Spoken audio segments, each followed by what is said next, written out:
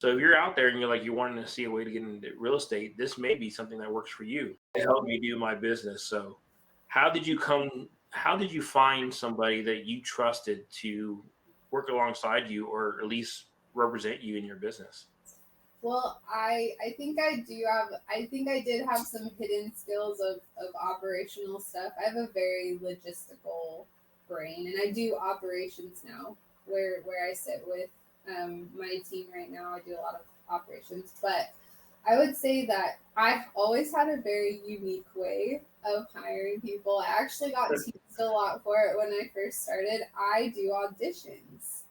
Okay. And this is something that has kind of phased over into the work that I'm also doing with the semester's program is that I audition people to find out why they want to be here, what's their motive, what are skills that maybe might not be related to what we're doing now, but would help them with what they're trying to do now. Because like you guys, you and Linda and Matt in your connection class yesterday, you talked about how some of the skills that you bring into business, life, relationships, networking came from previous things that don't have anything to do with what you're trying to do.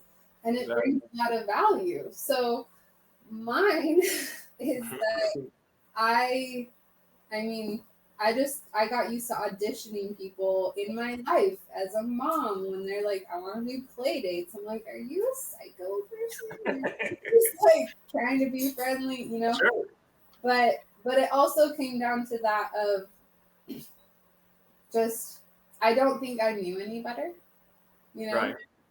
I'm a very trusting person naturally until somebody, until somebody gives me a reason not to. I want to have goodwill and trust with that person. So Absolutely. I had a bunch of people reach out to me when I first started my TC business, and they all wanted to be TCs because top tier didn't exist at the time. So there wasn't really anywhere to get really good education. Right. And I just wanted somebody who wanted to be there. I just wanted somebody who genuinely just wanted to learn and grow. They didn't have a huge ego. They were okay with being wrong because that's part of the learning process. I'm actually a huge advocate for failure as part of the learning process because I was a teacher. And Right.